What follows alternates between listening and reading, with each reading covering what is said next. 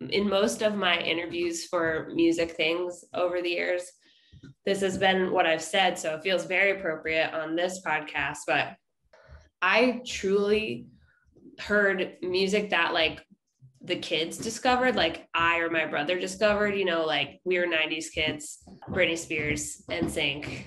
Hanson was my first concert. It was Bruce Springsteen and nothing else. Or like church music. Bruce and Jesus. Those were the two influences of the household.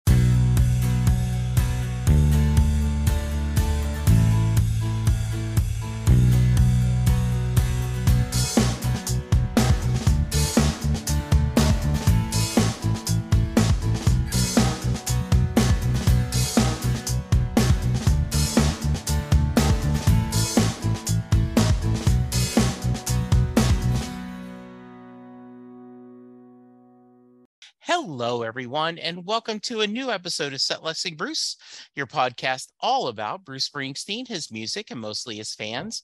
I am your host, Jesse Jackson. Joining me tonight is one of my new online friends. Hi, Caitlin. Welcome to the show. Hi, Jesse. So happy to be here. Thanks for having me. Yeah.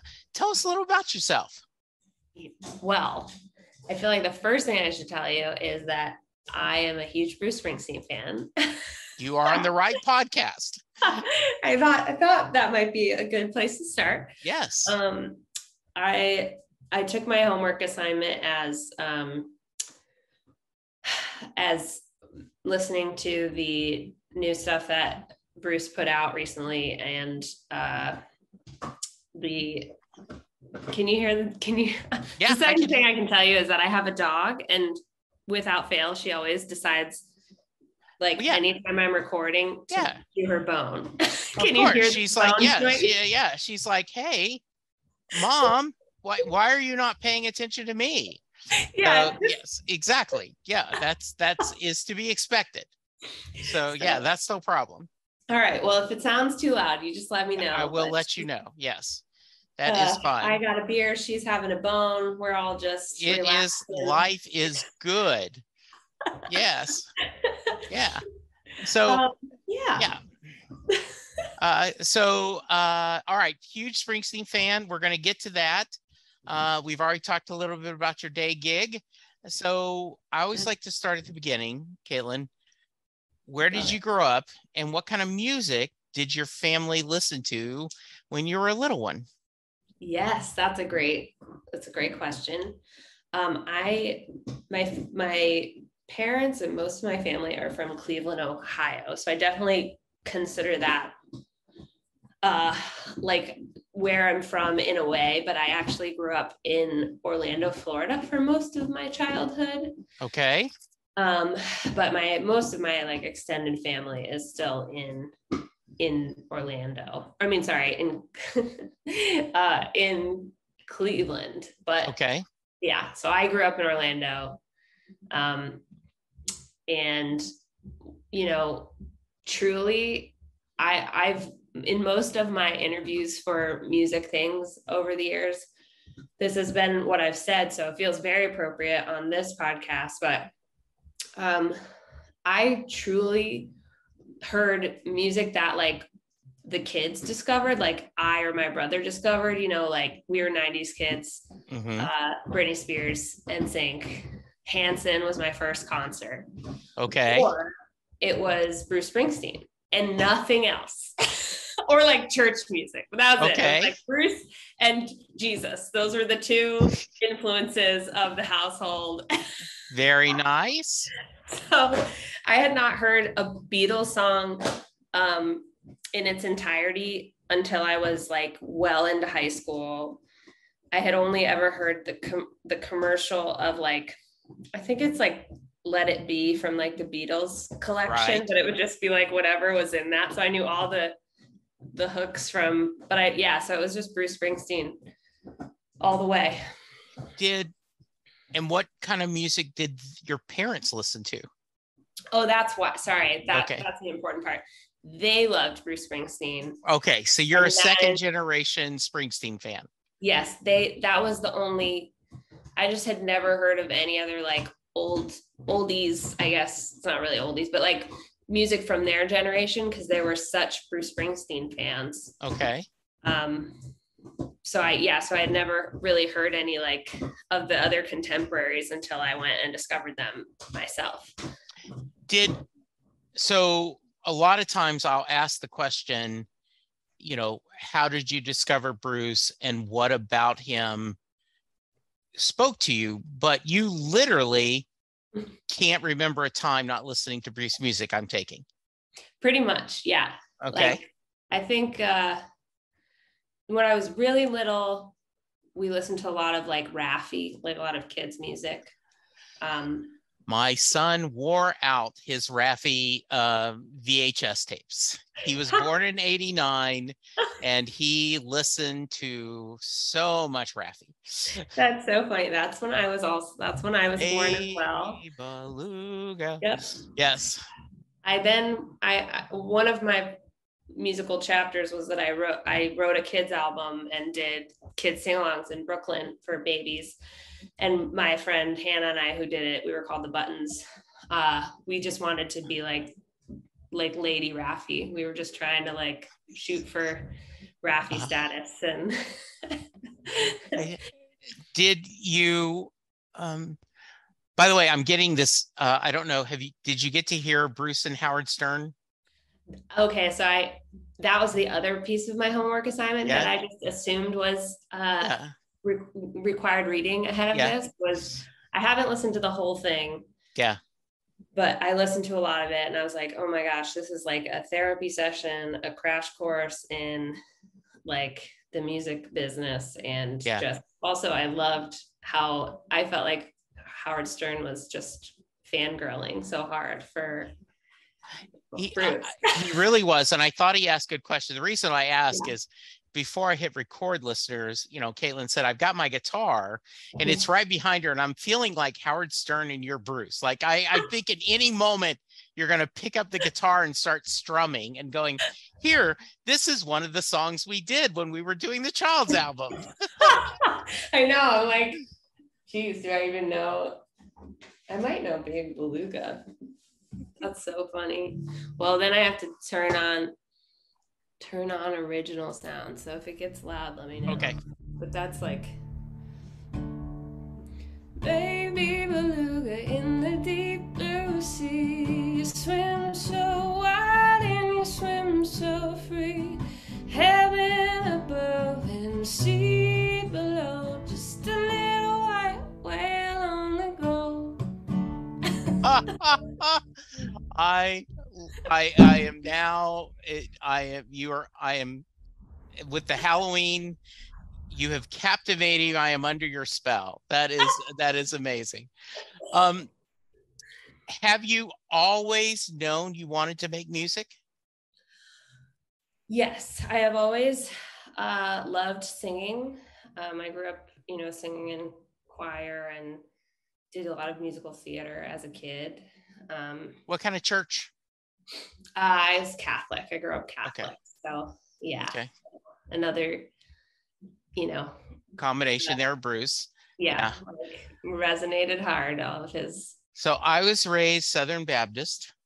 Okay. And when I started dating my wife, at the time I wasn't going to church, and we were dating a couple of months, and it was, we thought it might become serious. We weren't sure yet. And she's like, well, if you date me, you got to go to church. I don't care if you go to your church. I don't care if you go to my church, but we got to go to church. So I started going to mass. And by far, the thing that I missed the most is I did not know any of the hymns because I grew up singing Baptist hymns. Yeah. And so even to this day, there are some Catholic hymns that I know, but there is not that starting when you were 3 up to like I was 18, the Old Rugged Cross and all these other songs that I listened to as a kid that I can, go into and sing right away. Yeah. Isn't that funny? It's like, yeah. So did you do youth mass? Did you just get roped into sing in the choir? And did you ever bring your guitar and do, any other music for that? Yeah, I think, over the years, like, um, I started as in choir, and then I was a cantor, so I would like Okay. lead masses as a Right. kid. Um, and yeah, and I always had like just really wonderful like music teachers who are very, my whole like up until my adult years, I would say like the Catholic communities that I found myself in Mm-hmm. were all very like safe and kind and nurturing. And uh, I think that helped me discover how much I loved music. Okay. And then kind of at home with like how much my parents just loved Bruce. And like that was such a through line. And I think they encouraged my brother and me to find like our Bruce, Mm-hmm. Um, it was just always, yeah, it was always really, really encouraged. And I'm so grateful for that now. Um, and yeah, and then in high school, I got really into like emo and like singer songwriters and I started to write and get into writing. Also loved like reading and creative writing as a kid. So it just kind of naturally found its way to me. When Yeah. I've had musicians on the podcast before, I tell the story. So listeners, if you know what I'm about to go to, but my friend Tom Zoller is from the Cleveland, Ohio area. And we have gotten to be friends over the year. And he said from the moment he had consciousness, he knew he always wanted to be an artist, a Yeah. cartoonist. I mean, the moment he had a crayon in his hand, he was drawing and working and doing art. And that's all he's ever wanted. Is it the same with you? Did you have that calling? Like you knew you wanted to write songs? You knew you wanted to make music? I think so. I've always loved it. I think I've always just uh, been a very creative being. Like, Okay. I also am a Leo. So Okay. I'm very like, I like to perform. And I think I used to like, I feel like I've kind of come back to that in the last, decade or so of Mm-hmm. kind of embracing that little kid joy around performing that I think I identify with Bruce a lot about his experience with the Catholic Church, in some, in some ways of how there was good there, but then there was also like hurt as a result of it. And I think one of the things that I had to almost relearn, but actually maybe it was good. The journey has all been good, but Yes. The Catholic way I was taught to sing was to remove myself from it Hmm. and not really have it be a performance. And I was like a rule follower, like loved to please everyone. Mm-hmm. And so I just wanted to get an A+ at that of like, okay, I will be the vessel. I will be whatever the thought behind that was. And I think in a way it was good because it helped me when it came to writing and performing my songs Yeah. later, in that like the consideration of the people that were listening was really important, that like they be able to find themselves in my songs and my performances. But now I'm kind of back at like, it's okay for me to be there too, Yeah. and like, so yeah, so I think that was a long answer, but yes, it's taken so many different forms. And also, I don't know if your friend who's the cartoonist had to go through this journey too of like uh, accepting and embracing this calling and this joy, the joy that I get from it, instead of feeling like not enough to do it, or, So listening to your story, right? When you're younger, you are figuratively, if not literally, make me a channel to your peace, right? That hymn and the idea, let it flow from me. Yeah. And you were an instrument as part of the mass, and you were there to serve the performance. And I could see the journey of, okay, but I want to have my own voice. I want to have my own journey. I want to make my own messages. I have a complicated relationship with God. I had a wonderful rabbi on the podcast, and he said, "Hey, it's okay to be complicated. It's a journey. As long as you're on a journey, it's going to work out, right? It's when you quit journeying is you should worry." And so I'm fascinated by that, because I can remember young. I was probably in junior high, and I was attending like a Wednesday service at the Baptist church, and it kind of turned into, I don't know how I was there, I guess because my parents were there, but it was a business meeting, and they were talking about hiring a song leader, a minister of music is what you'd call it now, but back then, it was the guy that is going to, direct the choir and do all the other stuff. And they were talking about, it was located at Fort Knox, Kentucky. And I guess the guy was currently playing in bands and stuff. And I can't remember why this stuck with me, but one of the deacons said, okay, we need to pay him more, because it's not right. He's making more money playing for the devil than what we want him to play for God. Wow. And so it's like, really? Devil music? I mean, what was this guy doing, right? This is like in 70, like probably 71, 72. So I don't know. Maybe he was doing a lot of Steppenwolf or something, and just, magic carpet rides. I bet he got a kick out of that when he heard that later. Yeah, I bet. He's like, good. Yes, pay me more money. I would rather not have to gig on the side. So I always like to preface this with, the amount of times you've seen Bruce perform live is not a fair barometer of how big of a fan you are. There's can be all kinds of circumstances where some people have never seen him. Other people living in the East Coast, born at the right time, have seen him hundreds of times. So did your parents take you to a Bruce show? You know what? They took me to one.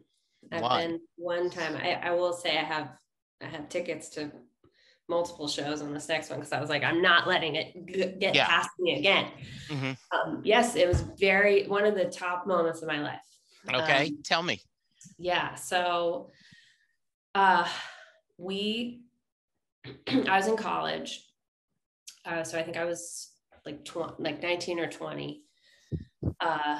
I went to Florida State, so I was still in Florida at the time. And my dad, so my parents are amazing humans. They are just like, my brother and I sometimes joke that they're like more fun than we are, because they're just like, they're just such wonderful, fun people that you just can't not be laughing and smiling when you're around them. And I think that's like their superpower, because it gets them through, the tough times in life. And so, and I have a lot of memories of like Bruce Springsteen songs being played during like some really difficult moments of my childhood, and like us just kind of letting whatever Springsteen song it was heal us a little bit in that. So always had that very meaningful place. It was, I think, just a way for us all to connect. And then my dad, they were in a period of life where they were trying to put their kids through college, and like there was a lot, there was unemployment and job struggles, and it was, the depths of like 2008, it was just like Sure. I think it was 2009, but it was just like a tough time for many reasons, and they're still smiling and laughing through it all. And I think this is like the superpower in action, because my dad, like, he was front and center getting Springsteen tickets, like within the first 10 minutes that they went on sale, and he booked them for Madison Square Garden, and he got them. We lived in Florida, like nobody lived in New York. Like, it was just such a funny, inconvenient but awesome thing that he did that. And I think he thought, maybe friends will be able to take him, or he just kind of did it, and then we'll figure it out. And then I was like, well, I'm going. We're going. So my mom, my dad, and I flew up for 24 hours to see Bruce. And I think my cousin took the other ticket.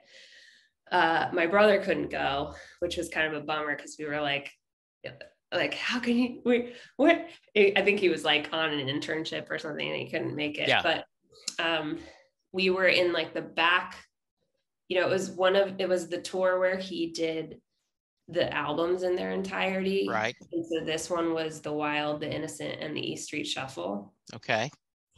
And I have always loved New York. So I was just like, floored for so many levels, just dreaming about my life and maybe moving to New York and like playing music or, whatever. And just like, I can't believe that this is happening. And we were like, he sells out the whole garden, and then he just turns around and plays the back half of the audience. Yeah. And we were in the back.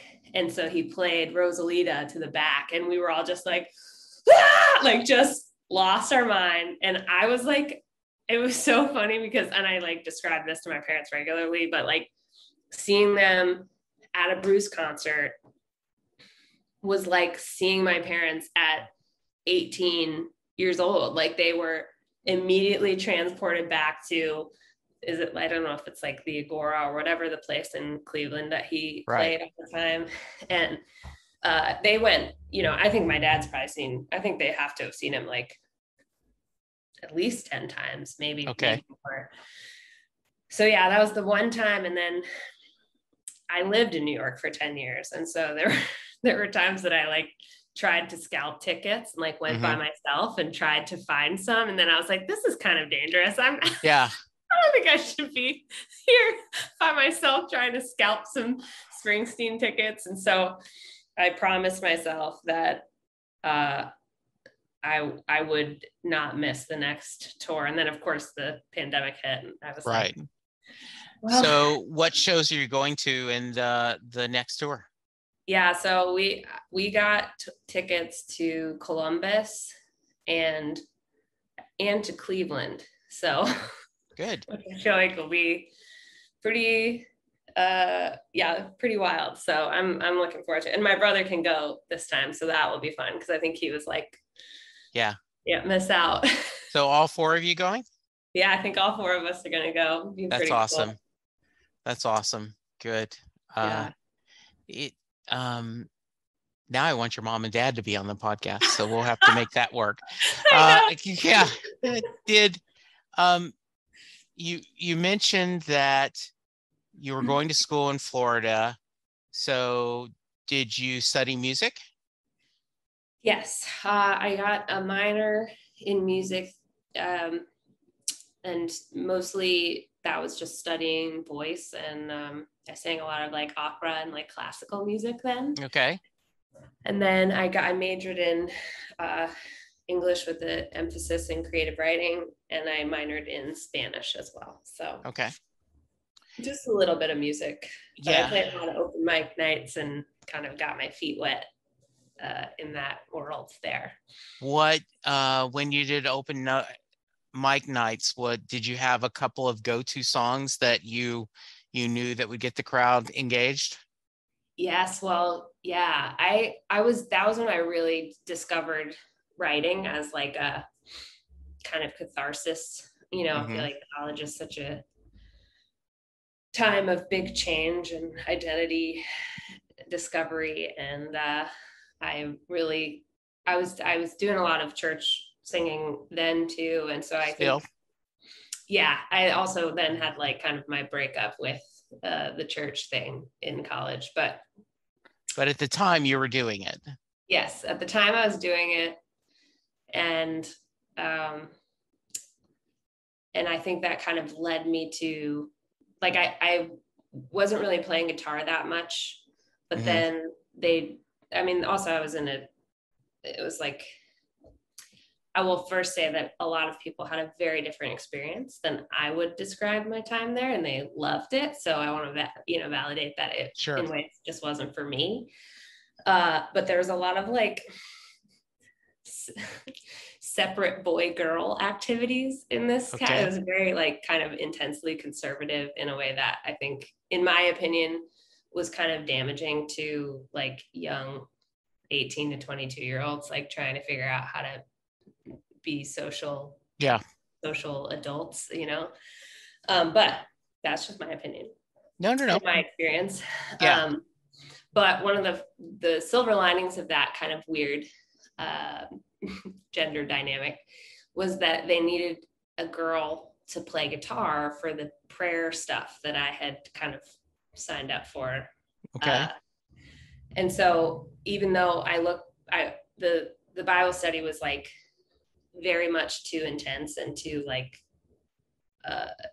conservative for me in hindsight, the benefit that I don't think I've ever really talked about until just now and like put together is that I probably only play guitar because I had to be the girl guitar player in those like prayer sessions. And so it's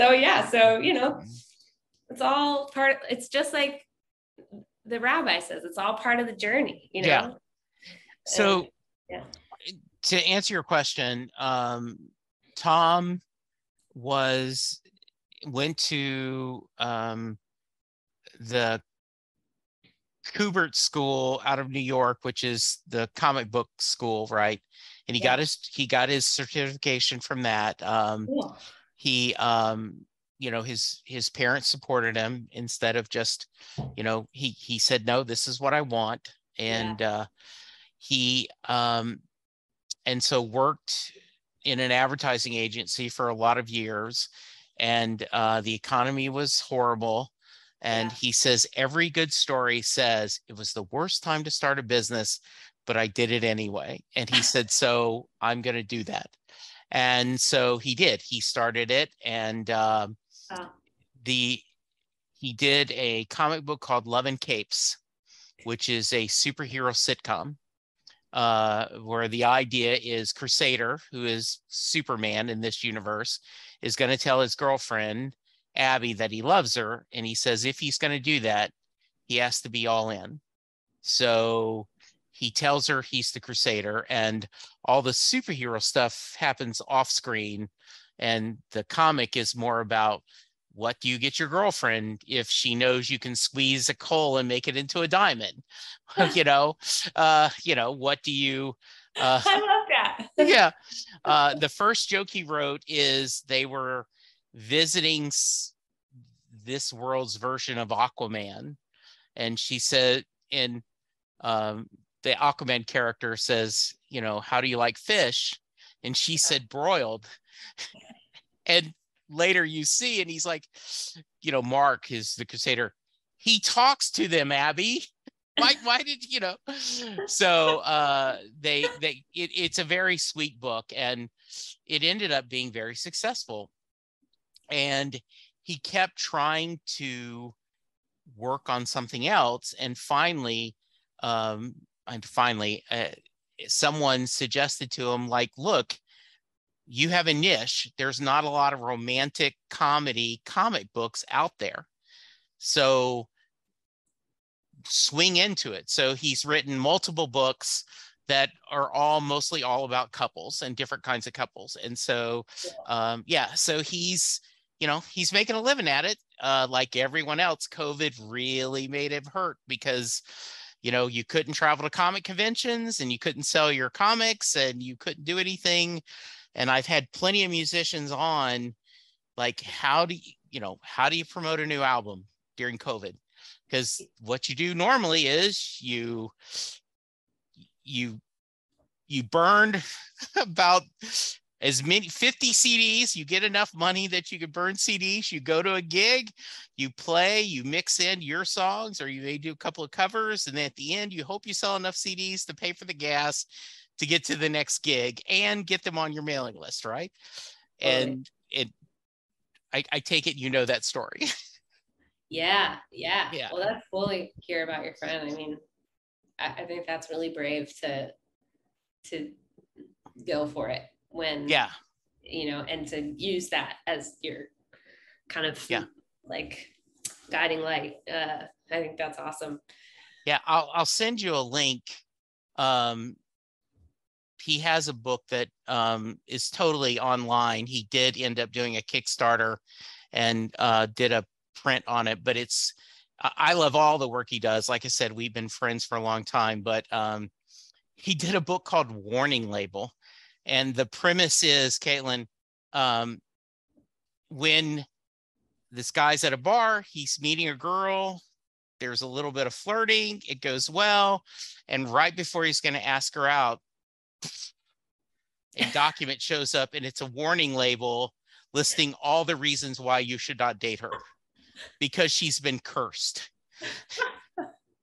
That's so funny. I guess that's kind of like he had a premonition about dating apps, Yeah, and so he said, and what's great is the Jeff, who's the main character, like, he's the only one that doesn't know curses are real.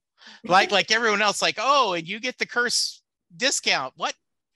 Who knew curses were real? So yeah, it's a funny book, and so that's great. All right, so you're going through your journey. I now want to ask a lot about your relationship with church, but we're going to skip that because I don't know if that's fair for me to ask. I know. Well, if you Google, or actually if you go to CaitlinMahoney.com, like my name, /burn the book.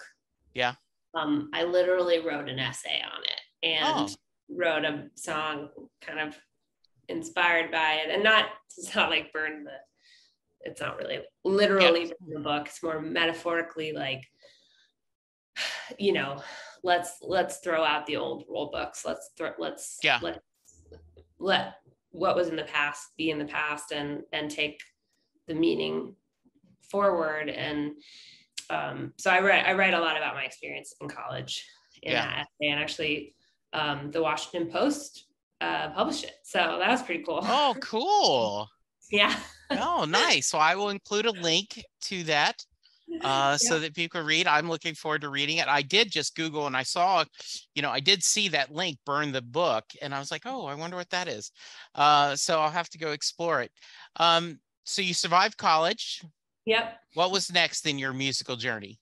Yeah, well, so I actually wrote a song at the end of college, kind of similar in theme, called West for a While. Mm-hmm. I've majored in English, like I said, and I was going for the metaphor, but then everybody thought it was a song about California, which is funny because then 10 years later, I did move to California and it came through. So maybe I was making a prediction, but I actually moved to New York City pretty much right after college. And I lived there for 10 years, and that was pretty, I don't think I expected to be there as long as I was, but it's pretty defining chapter in, my life. So did you have a day gig and then you're mixing in music? What talk to me about your life at that time? Yeah. So I think, I referenced that my family had a lot of like experiences with unemployment and just kind of the reality that like life happens. And sometimes, so I think my parents did an amazing job of teaching us to dream big and believe in that we can go after anything. And they also equipped us. They were really honest with us throughout the entire, like whether when things were good or when things were bad, financially or the ups and downs of it all. They were always very honest with us, which I really appreciate. And I think what I took from that was that I should always be employable to the best, like to the maximum amount in my control. Mm-hmm. And so I was always very practical as a result. So I never really had the mindset, I think, that a lot of artists have that is actually, helpful for them, I think, to really go for it, of like, just whatever, I'll figure it out how to make it work. For me, it was always like, I'm going to pay for my life and then I will do music and try to figure out how to make it a career. And so when I first went to New York, I was trying to look into like publishing. I, majored in English, thought that was pretty easy transition. I'd also thought about law school, but then I took the LSATs and was like, I'm already stressed just studying for the LSAT. So yeah, that can't be a good sign. Yeah. Yeah. So I ended up getting a job as an assistant to the like executives at a publishing company. And that was my first job there. And I just kind of realized that New York was a place that I could be an assistant and like get paid pretty well, because there were a lot of like finance jobs that did that. And Sure. so then I ended up getting a job that really like had a pretty big impact on how my life turned out. I got a job for a billionaire. He's the 26th richest person in the United States. Wow. Or he was at the time. This is, almost 10 years ago now. Yeah. And he was like the Devil Wears Prada, super difficult person to work for, but also like kind of, I think I enjoyed the challenge of how difficult he was to work for. I think there was like kind of a method to his madness in some ways. Okay. But yeah, so I ended up getting a job there, and I didn't realize that I had signed up for this job that was for a 24-hour desk. So I was a receptionist. And I thought I was supposed to work like 8 to 4. Right. But if somebody called in sick, they would put me on the midnight shift. And so then I had to kind of like pay my dues. And so then I ended up being on the midnight shift for like a year. Wow. And the hard part was, it was like obviously very grueling. I think it's something that I could never do now. So respect to anybody listening is a graveyard shift worker. Like, yeah, treat yourself to something nice this week, because that is a hard life. But yeah, I was young, so I just felt like I could champ it out, and I would go. I was kind of at a point where I was like, well, I could either quit this job and go get another job, or I could like really lean into this situation because I was getting paid pretty well. And I was like, I could go record during the day. And the job was like pretty quiet. It was really just kind of like in case anything happened. And so a lot of the assistants would like watch Netflix or read a book or, Yeah. whatever to pass the time. And so I just started bringing my guitar and I could play. And I think that was like kind of when I put in like my 10,000 practice hours, because Sure. I had nothing else to do except stay awake in case something happened. And so I recorded my first EP, and I would go to open mic nights in New York, and I got a car to work because it was at like 11:30 at night. Yeah. I would take the car from my open mic night of choice that night to the job. And That's cool. Don't tell HR, but I definitely like had beers before. Yes, sure. Absolutely. Yes. Yeah. It was a weird life. I bet it was. Yeah. So I've somewhere in the middle there, I did try to, make it as a full-time musician. And I use air quotes when I say that. Yeah.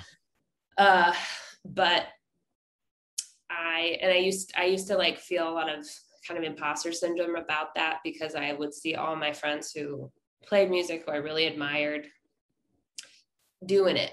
And then I was like, well, I have to do it or else I'm not, a legit musician. And then I realized that a lot of my favorite people who play music, my peers who, I collaborate with a lot, they're all like in other people's bands, until they like get their name big enough or whatever. They're playing music, but they're like, it's their day job too, and so I kind of realized that like, it's okay for me to have a job that can fund this art.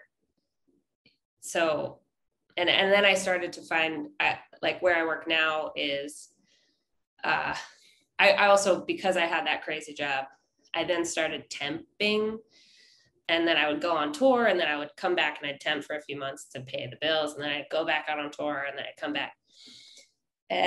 What things you can do in your early 20s, without sure. like, just who needs sleep, Well, so I'll tell a story.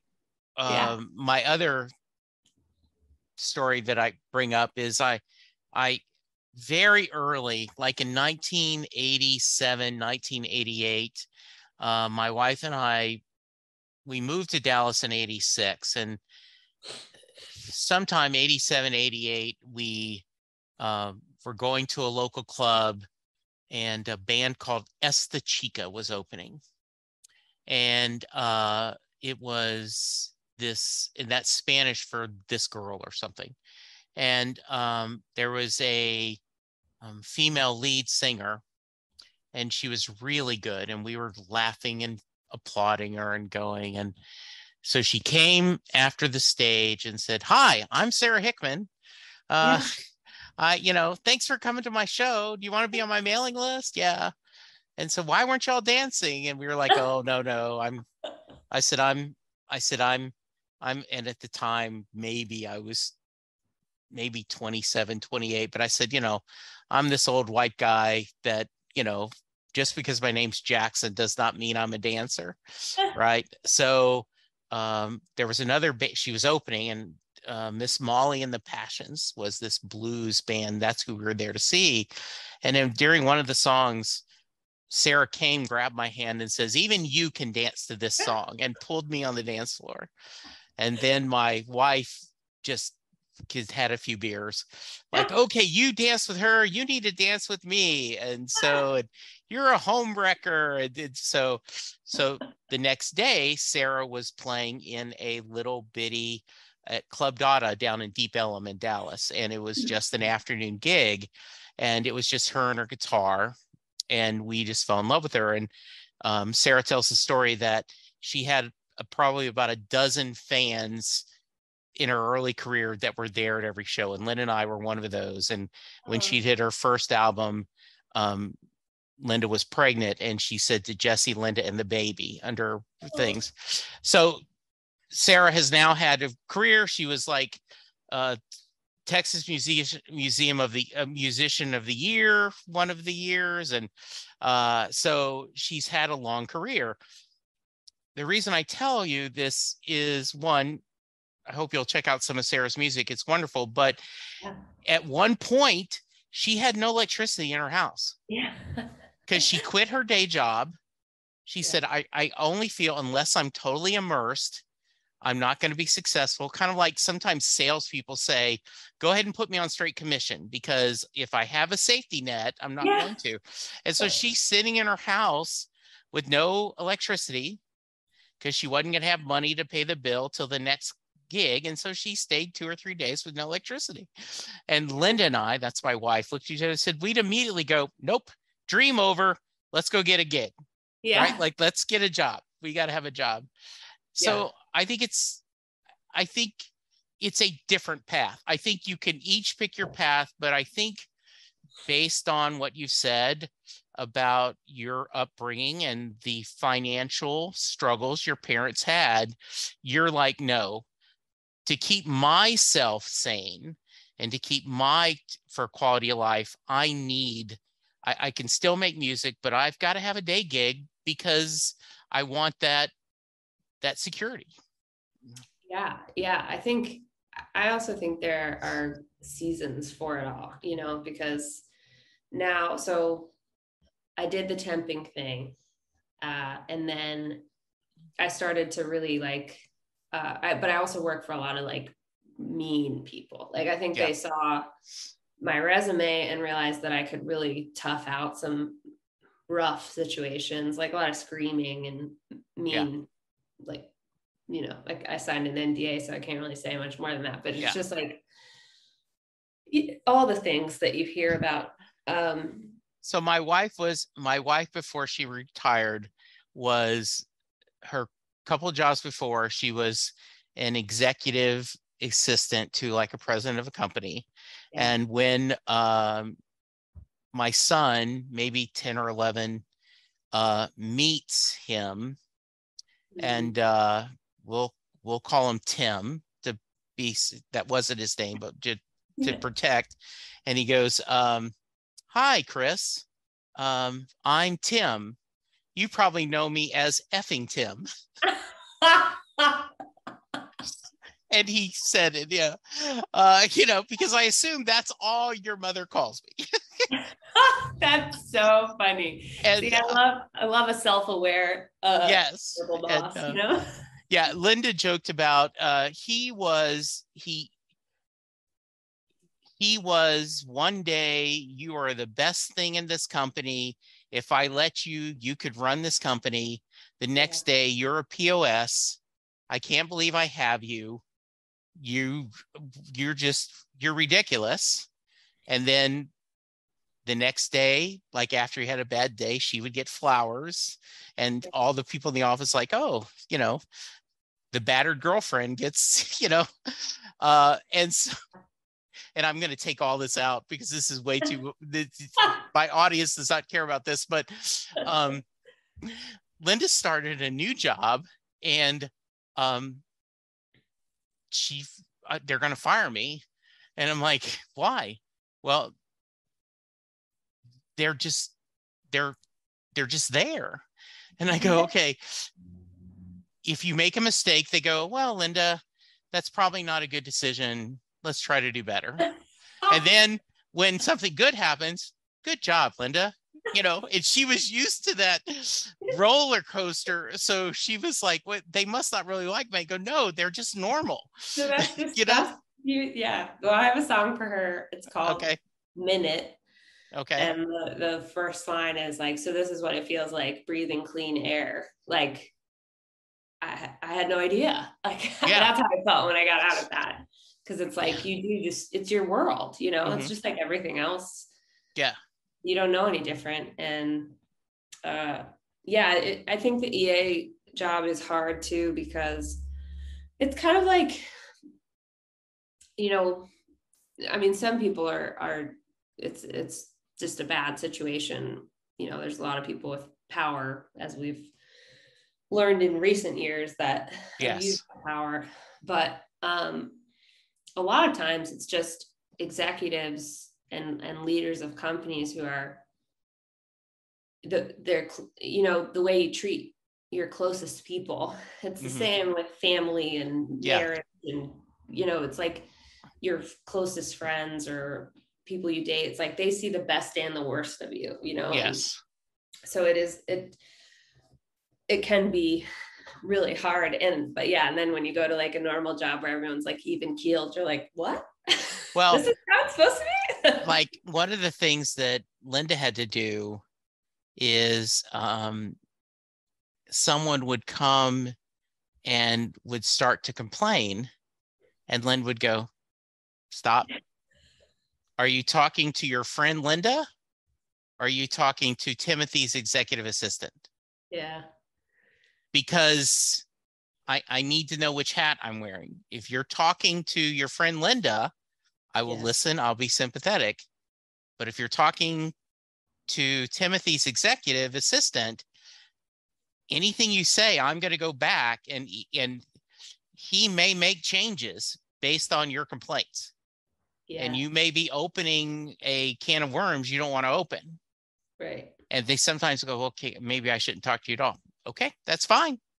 You know, but just she had to make that. So you're nodding your head. I assume you know that feeling. Yes. Yeah. I mean, I think it was like a really good way to survive in New York City and try to pursue a career in music, you know, in a way I knew how to. And yeah, and then I was ready to let it go. And so I really tried to make a run at music as my living. And so I started to, you know, kind of get some success, and like, you know, somebody expressed interest in like investing in a record. And I started to get like kind of a little bit of licensing success with my music. So I got enough of like a taste of it working to where I was like, I can do this. And then, so I was like kind of just piecing work together. I would nanny, I would, you know, take a temp job. I started the kids band. We were doing sing-alongs, and those were pretty lucrative at first. And I think in hindsight, it felt like money. Like it was like, oh, they're giving us money and to pay, you know, it was like, but then I realized that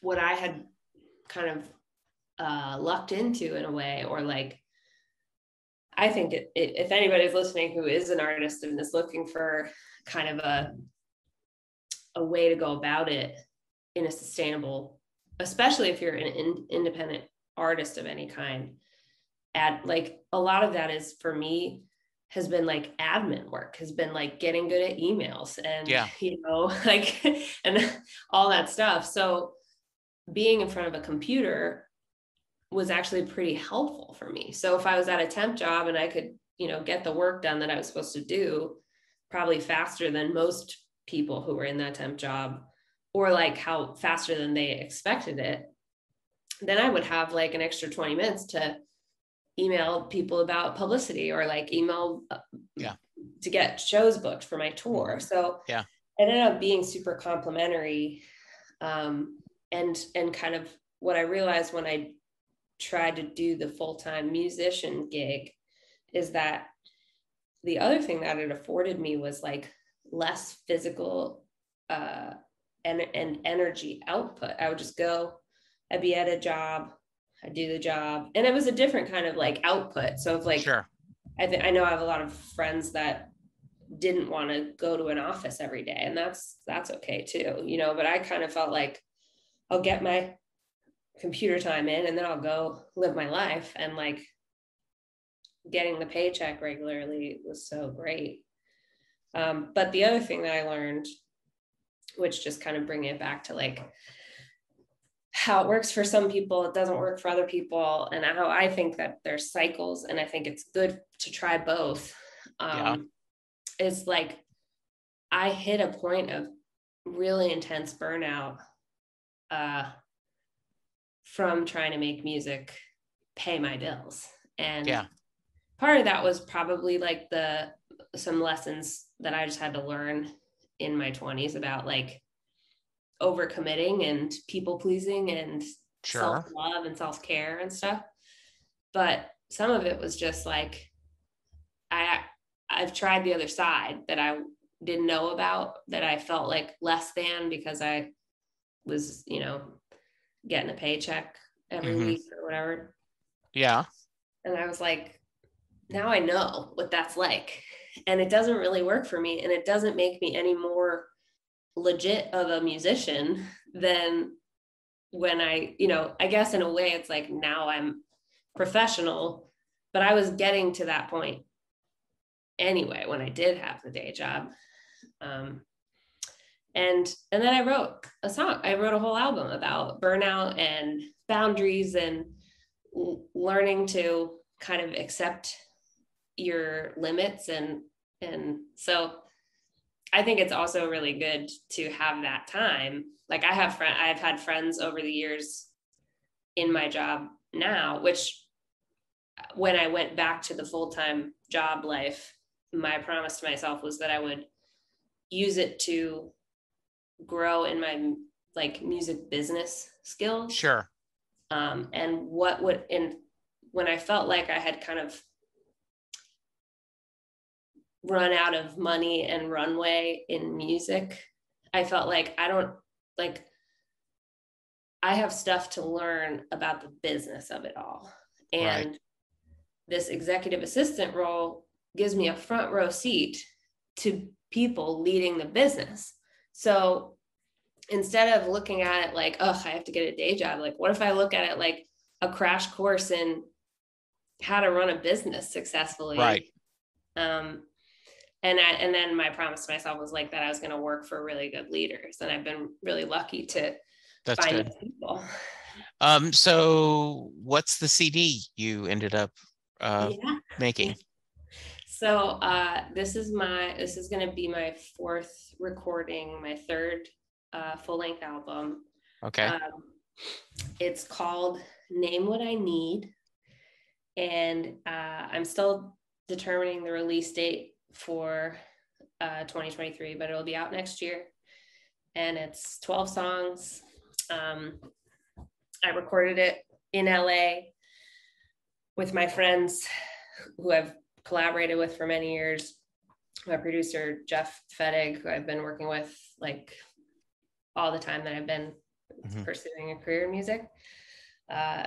They all moved to LA. And so I was like, oh, I'll just go there for a month and record it. And then I didn't know I was trying it on as a city. And then a year later, I moved here. So Are you happy there?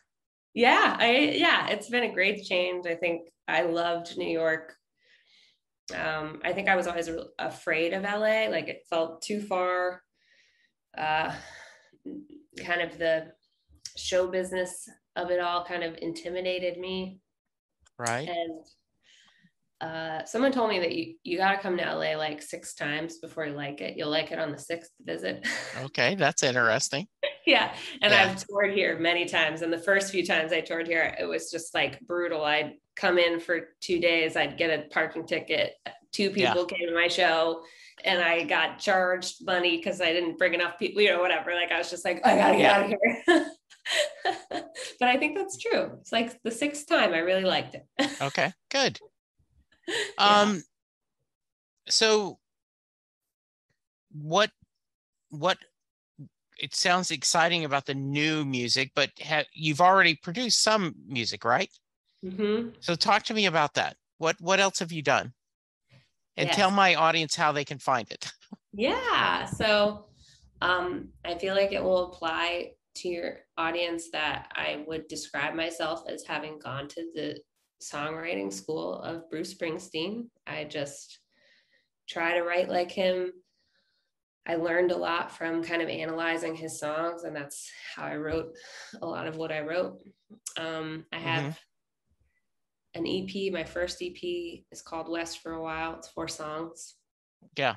I have the first full-length album is called Spin. I recorded that in Nashville. in 2014. And then the next record is called Story Still Left to Be Told. And that is probably my like biggest, most recognizable album yet. Okay. And that one is the one that the Burn the Book project was surrounding, and I recorded that in Brooklyn. So, okay.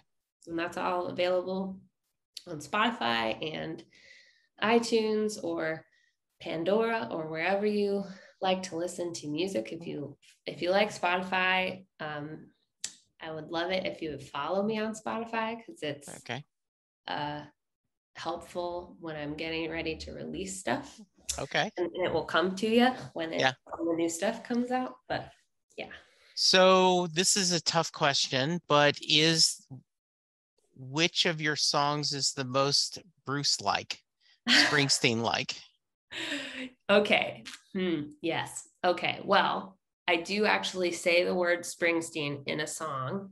Very nice. To me is like,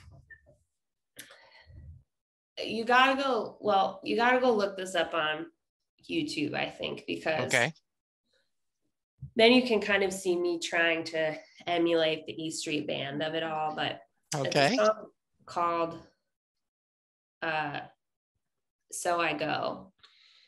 And in the song, I wrote it while I was having a minor panic attack about my life choices while I was flying for a tour from New York to Seattle. And I was in a middle seat because that was the cheapest. And I had gone a couple days early because I thought I would have some meetings, and then the meetings got canceled. And so I just was there draining money before my tour even began, and was just so stressed about it. And so in the time that was happening, I had just gotten this very cool Bruce Springsteen shirt days before. I found it at like a vintage store, and it's like Clarence and Bruce, and it's like a red baseball tee. It's, it was just felt like armor.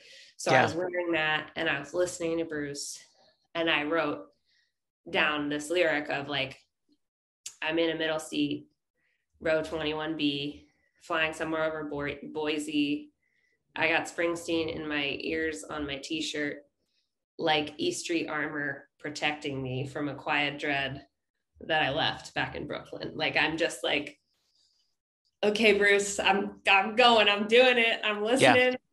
So the song is really just like kind of a love letter to dreamers, just trying and going and believing in it. And then it's a pretty cool song. I mean, it's kind of weird, which I think is why it's like a la Rosalita. I think definitely was like an influence of that song, because it's like, you don't know where that song's going to go, Right. Yeah. No, I appreciate that. Yeah. Yeah. So let me know if you hear any of that in there when you. I will do. I will be sure and pull it up and listen to it. I can't wait to hear it. Yeah. So, sometime next year, you're going to put out your new album, and then is the plan to tour? Yes. It's going to look different. I have a dog now, as I mentioned. Yes. And I am single, so I don't have like a built-in Annie care support system. Yes. Right.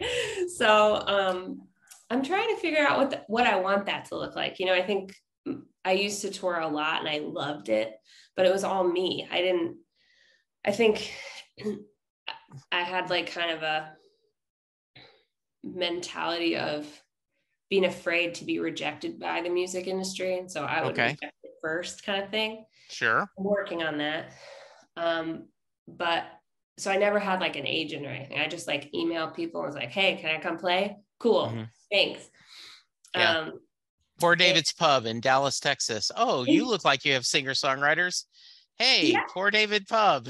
Can I go? Yes. Exactly. And I loved that. I mean, I could do that again, and I think it will just be a little more strategic and a little more, a little bit of a slower pace, which I think is probably good, you know? Okay. So if any of your listeners, I realize how are we doing on time? I could play If a little. you're good, if I'm good, if you are. Yeah. I mean, I'm having a great time chatting Okay. about it. Well, thank you. Good. That's the purpose. That's, well, I could play, I've realized I could play a little bit of that song. okay, great. I'd love it. Okay. Let's see. I'll just play the Springsteen part. Let's see.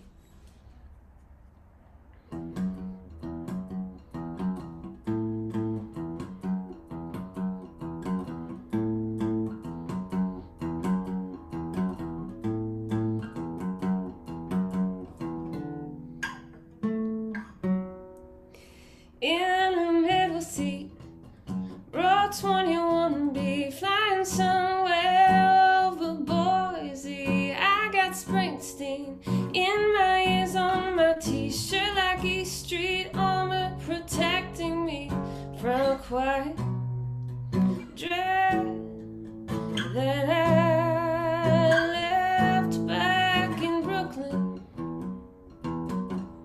And so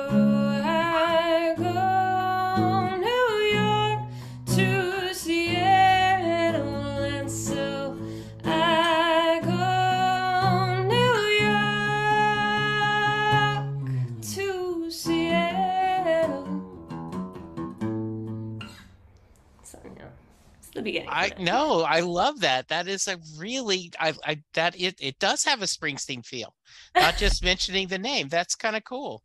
I love that. Yeah. Yeah. So you mentioned, talk about how you said you went to school, the Springsteen Songwriting University. Talk about what songs have influenced you. What albums mean a lot to you? Yeah. I mean, I love the early stuff. It was fun to listen on that Stern interview to him talking about Rosalita and Blinded by the Light. And even when I was listening to that, I was like, oh, wow. He says that his early records and songs, he would write lyrics first and then find a melody that fits. And I imagine you've probably interviewed a lot of musicians, but I feel like every musician that I ever heard an interview of was like, oh, melody first, always melody first, like, which makes sense. Right.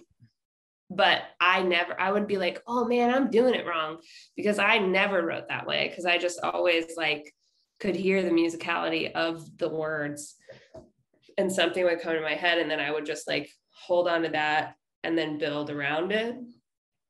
But I always had like kind of the lyrical message first. And then when I was listening to him today, I was like, oh, I learned that from Bruce.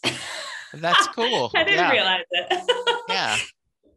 Yeah. So, I mean, I think I learned a lot of his songs when I was writing, and then I'd be like, oh, I think one of the first songs I learned was Dancing in the Dark.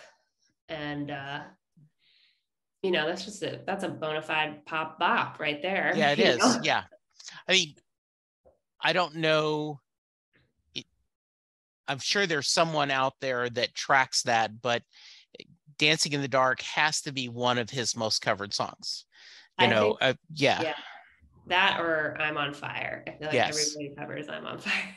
Well, I thank you for saying that, because I am a firm believer that if you go into a pub or a restaurant and there's somebody there with a guitar and you walk up with a couple of bucks and you say, here's a tip. If you can, I'd love to hear some Springsteen. 50% of the time you're going to get I'm on Fire. I agree with that. Yeah. I think it's a good song. It's a quick song and it's easy. And so I love when someone goes, oh, is tougher than the rest okay? Yes. And I've told the story multiple times, but we were in New Orleans and I asked someone, and my wife was kind of rolling her eyes like, we're in New Orleans. Why are you asking this African-American lady to sing Bruce Springsteen? And she goes, oh, Atlantic City is one of my favorite songs. You want me to do that? Yes, please. I bet she killed it too. Yes, she did. She did kill it. Yes. I think I have the video somewhere. I'll send you a link to that. Yeah, that's great. Did you do every once in a while? Did you slip in a Springsteen cover when you were playing? Every time I can. Okay. To the point where I'm just waiting for someone to ask me to do like a Springsteen cover show night or something. Yes. Or like be part of it, because I would do, I did, actually, I should say that did happen. I did do like a songwriter in the round night where we all picked like 4 Springsteen songs, and yeah, it was one of my favorite nights ever. Yeah. So fun. Mm-hmm. But I think that's how we got connected, right? Because I think my white whale of Springsteen covers was I did a band show actually like January 20th, 2020. So I really got it in there at the right time. Yeah. And we did Born to Run, and it was so fun. Yes. I think it was. Yes. Because I was sitting here thinking, going, I'm trying to remember how we connected, but I think that was it. Which I'm so happy. Yeah, I love it. I'm trying to think. I'm looking real quick. There was a lady from one of the Carolinas that was on the podcast recently, and she did a short EP of all Springsteen songs. So please tell a story while I'm looking so we don't have random. Well, that's like, I'll just put it out there into the world of like, I've heard a couple of songwriters be on the E Street, like the E Street Nation or whatever this radio station is. And I was like, how do I get this? How do I get to do this? Because I would just love to talk about Bruce Springsteen on the radio forever. So thank you for the opportunity to do this, because I love it. So I will admit to you, and only you, because no one else is listening. Right. I got in my email today, a survey for SiriusXM. Okay. Are you a SiriusXM subscriber? And if you are, can you fill this survey out? So, I'm like, yes. And they're talking all about talk shows. And what do you do? And they're like, if you had a suggestion for a talk show, what would it be? And I'm like, you should have a fan interview other Springsteen fans on SiriusXM. I think a lot of people would like that. I agree. I think we're speaking it into existence now. Yes, exactly. Yes. Maybe we should just slide this over to somebody over there after. Yeah, exactly. Podcast is out. It's like an exhibit. Exhibit A. Yeah, that would be great. So what are you want? You said you did your homework. You've listened to some of the later stuff. You talked about how much you love the early. So what did you think of Western Stars and Letter to You? Sorry, Bruce, but that's okay. What I'm about to say. Well, I was just going to say, for the first time in my life, somebody sent me the bootlegs like before Letter to You came out. And I was like, it's happened, because like my dad used to get bootlegs all the time from all his friends. And I was like, I've arrived. I'm a true like Springsteen fan on my own now. So that was pretty exciting. And I really loved it. There's the one song, what is it called? Like, it's like The Ghost or something. Letter to You. Track. Yeah, Ghost is Ghost is one of them. Yeah. I think it's Ghost. Okay. Oh no, If I Was the Priest. Yes.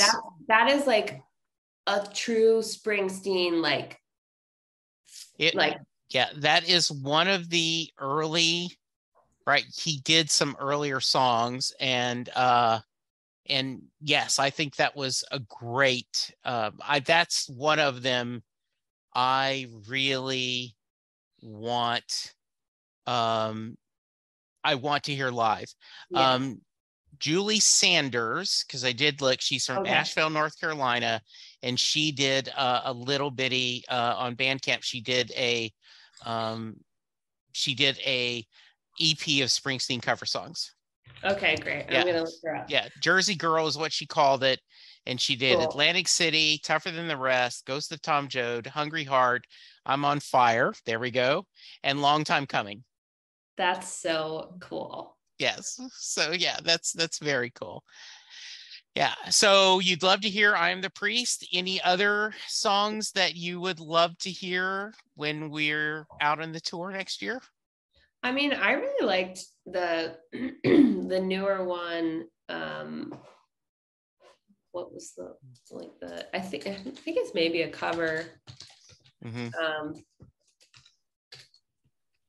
forget what it's called. Oh, it's like, yeah.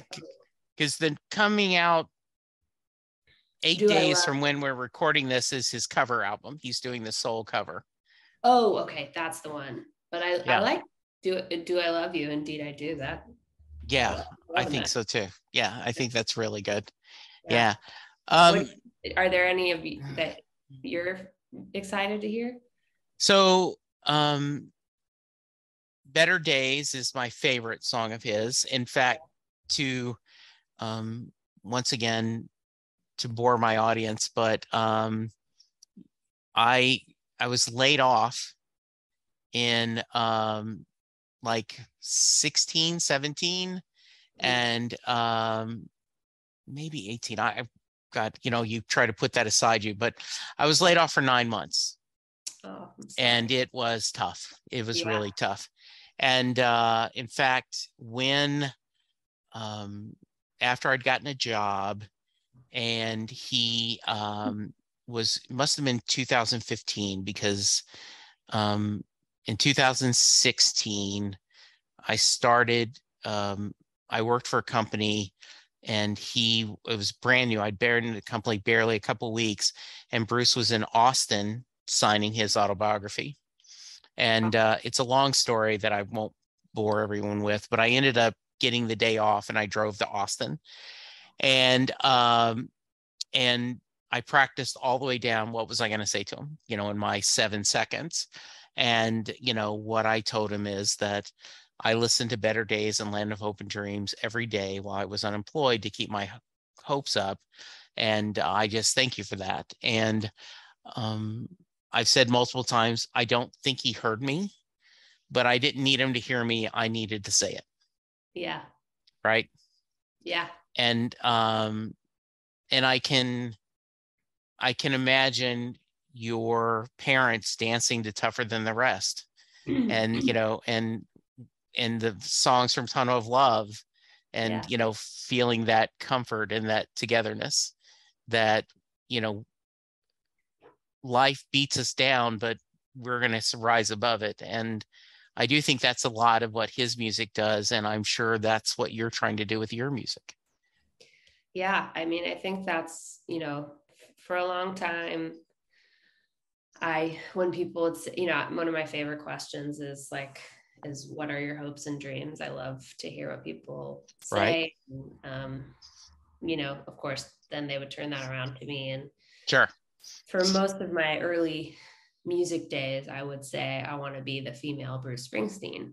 And to me, that just kind of summed up my dreams and goals with music. But thank you for sharing that, because I think that's what Bruce does, that I have always tried to do and wanted to do, is just his songs are so healing. He really has that down of, this is my story.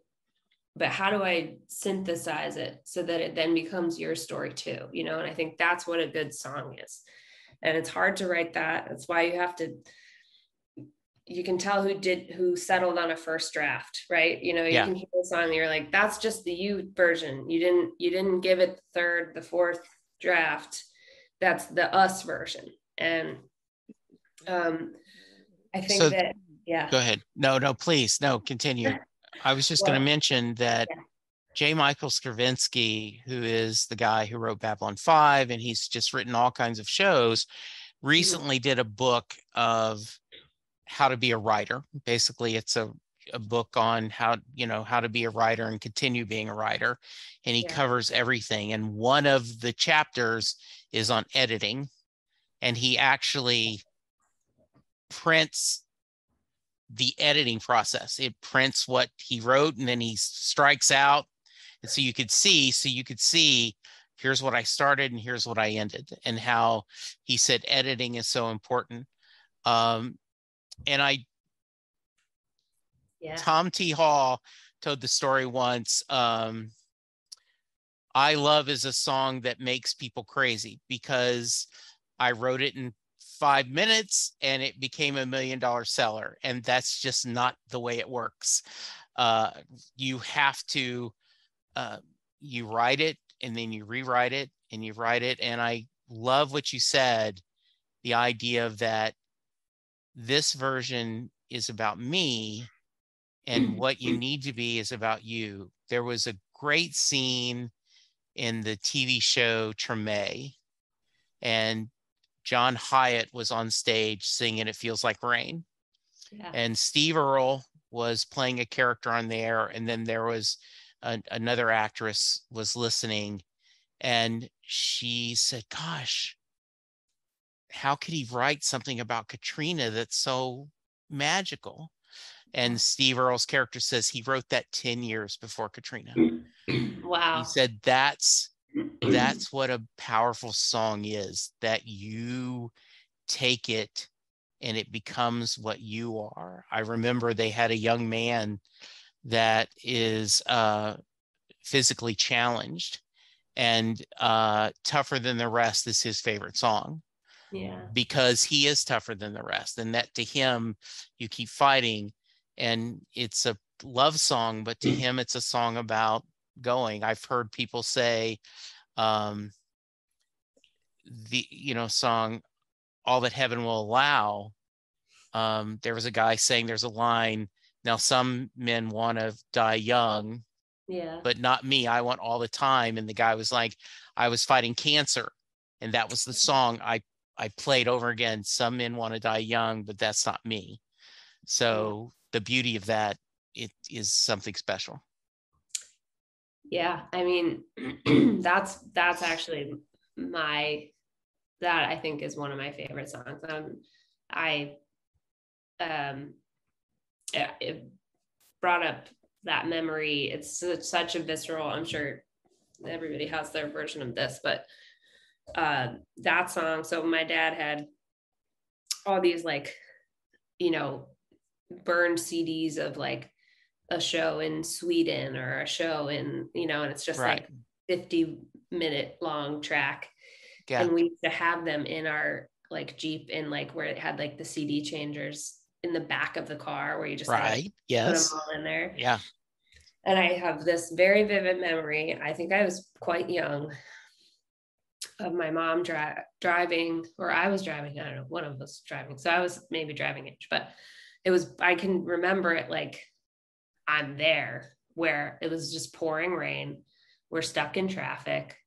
It was a hard day. I can't remember why. Like I was kind of bullied as a kid. So I might've been being, just in the middle of that. It was a tough time financially. Sure. And my mom, we were just stuck in traffic, and the song came on, and I remember it because it would be like they would introduce the band in Swedish or some other language. And so it was like Max Weinberg, it was just so memorable.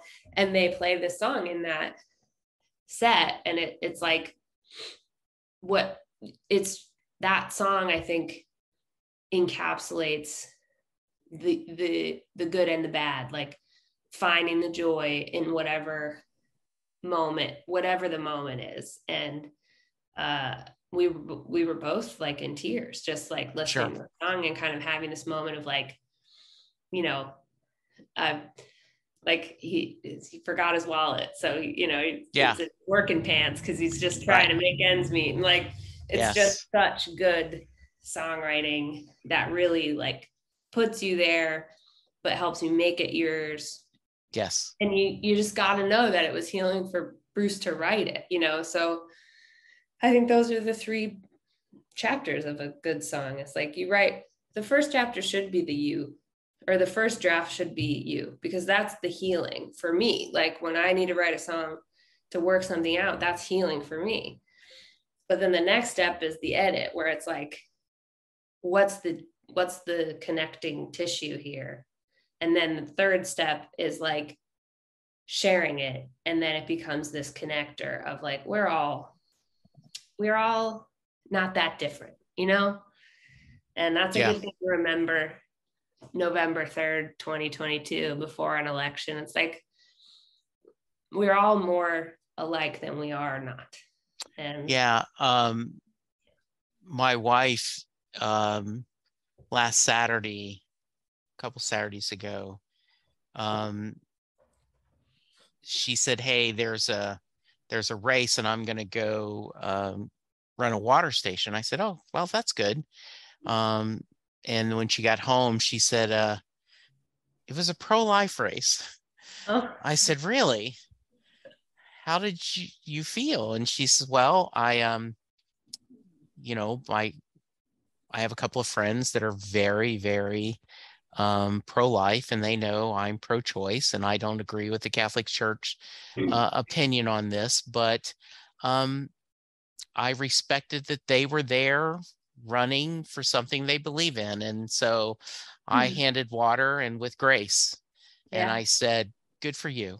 I think because I have very strong political opinions, and I get very angry, and I go, but maybe try to be kinder. That's what I'm trying to be kinder, and it's hard sometimes because I feel like the other side isn't trying to be kind at all.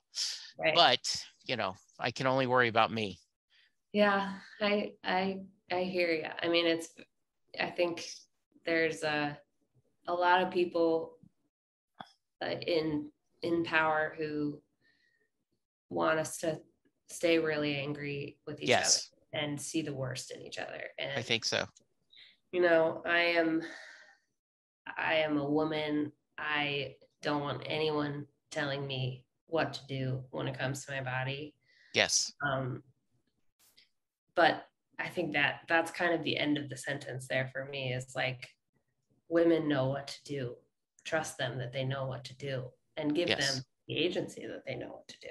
And absolutely. Everything else is just kind of a fight to keep the fight going. Absolutely. And, so I mean, I think, I'm very close to both my grandmothers are still alive. They're in their late 80s and early 90s. They're amazing women. They're so smart. And I just think about them when it's time to vote. I think they were alive when it was, if it was allowed, it was very newly allowed. And to think that's a life, like a person is still alive, that's true for, that's not a long time, right? Like, and so I think about that when it's time to vote. And it's like, that is a good enough reason for me to spend an hour reading about these things that are on my ballot and saying, this is how I feel about that, and like, just use, so everybody, in case you wanted my unsolicited opinion, use your beautiful brain and vote what you believe in, and like, and take time to listen to the people that you disagree with, because that's so disarming. To listen is how we heal a lot of these divides, and the people who are really, really affected by these divides are safer if we can work together. It's like the people that are the most affected by something like the pro-life, pro-choice issue are not me and you. They're people that are really, that have no other options. They don't have support systems. So it's in a way our responsibility to come up with kind, I don't know, I can't think of the right word at the moment, but humane policies that love and serve those people. And so if we're fighting, nobody's going to do that, So I have a really good friend who says that he wants us to go back to, and he says, I don't know how we will, but you want safe borders. I want safe borders. We just disagree how to do it. Let's figure out a way. You want everyone to have health insurance. I want everyone to have health insurance. We disagree how to do it. Let's find a way. I mean, we agree with the end results in a lot of things. So let's figure out how to make that work. So good. So that's awesome. All right. I have kept you way too long. I thank you so much for your time. I gotta ask you the Mary question. And I'd love for you to take us out in a song. So be thinking about what you want to play. Okay. So if you are a Caitlin fan and you're listening to this podcast, thank you so much. I hope you enjoyed it. She made you very proud. You should go, yep, that's my gal. And I'm so proud of her. So I hope you check some earlier episodes with conversations, but I end every conversation with the Mary question. Jay Armstrong is an honors English teacher that recently retired, but when he was teaching, he would spend 2 days with his honors English class, breaking apart Thunder Road as a poem. They would look at the lyrics. They would talk about the themes Bruce uses. They would compare it to other American poets like Robert Frost. And then at the end of the 2 days would ask the question, does Mary get in the car? So Caitlin, that is your question. Does Mary get in the car at the end of Thunder Road? I love it. I'm just taking a quick scan. I see. So yeah, there isn't really any hints in the lyrics. Let's see. Does she get in the car? I mean, I would get in the car. Like, how do you not get in the car with that poem that was just sung at you? Yes, I get it. Yes.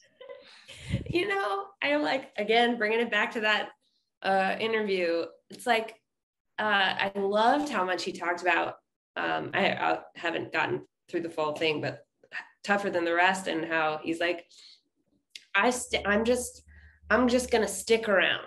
Like, that's what I have to offer you. It's like, I'm just going to be here. And if you need me to walk the line, I'll walk for you anytime. And I feel like that's the bet that you should take, Mary. Take the bet. Do it. I love it. I love it. Losers. I'm pulling out of here to win. Let's go win. I love that. By the way, he played Thunder Road, and Howard goes, I've never cried on before, and he was. All right. So yes. Great. All right. Thank you, Caitlin. This was an amazing. I will include a link to your website. I take it from there. They can find everything you want on Spotify. You're on Instagram. I'll let you close this. So what do you got? Great. Yeah. Thank you so much for having me. This has been so fun. All right. So I'm going to try this. I'm sorry to all the Bruce heads who will be like, you didn't do that quite right, but I'm going to give you my best try at it on this riff. But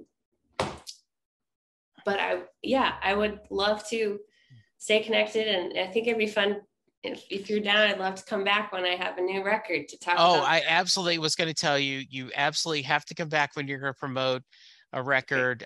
If you end up going to Dallas, I'll freak out my wife and go, yeah, she's great. She can stay at her house. So, yes. So I love Dallas. I've played. I'd love to come back and play. That'd be so fun. yeah. And then maybe we can time it where I come back after a Bruce show and we'll have some more things to discuss. That would be perfect. All right. So listeners, I'm going to sign off now. She's going to play a song. Please go get vaccinated, go get boosted, make sure you're registered to vote, and let people hear your voice. And let's be kind to each other, because that's how we'll get through this. Thank you, listeners.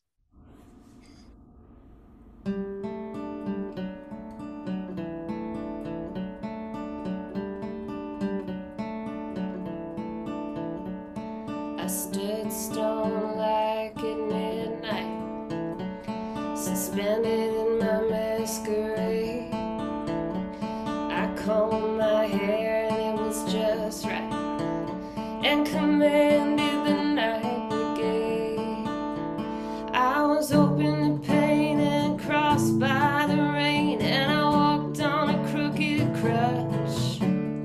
I strolled all alone to a fallout zone, and came out with my soul untouched. I hid in the crowded wrath of the crowd, but when they said sit down, I stood up.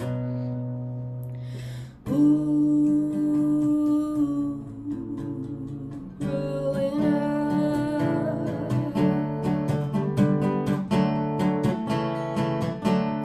The flag of piracy flew from my mast, my sails were set wing to wing. I had a jukebox graduate for a first mate. She couldn't sail, but she sure could sing. I pushed B-52 and bombed him with the blues, with my gear set stubborn on standing. I broke all the rules, strafed my old high school, never once gave thought to landing. I hid in the clouded warmth of the crowd, but when they said calm down, I threw up. Ooh, growing up. Welcome back now. I wish I knew the solo part here. I took month-long vacations in the stratosphere. You know it's really hard to hold your breath. Swear I lost everything I ever loved or feared. I was the cosmic kid in full costume dress, and my feet, they finally took root in the earth. But I got me a nice little place in the stars. I swear I found the key to the universe in the engine of an old parked car. I hid in the mother breast of the crowd, but when they said pull down, I pulled up. Ooh, growing up.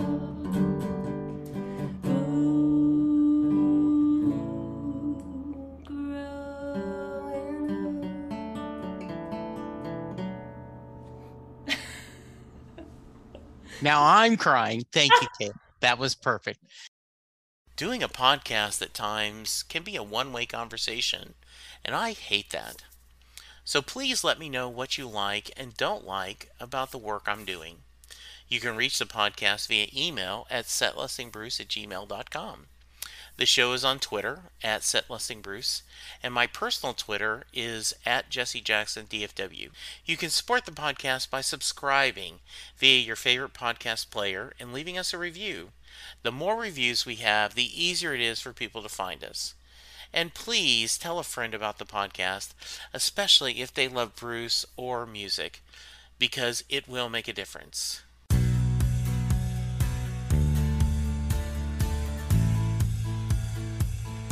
You just heard the fun talking, hard rocking, music loving, album ranking, fan thinking, joy spreading, lyric reading, story sharing podcast that is the one, the only Set Listing Bruce.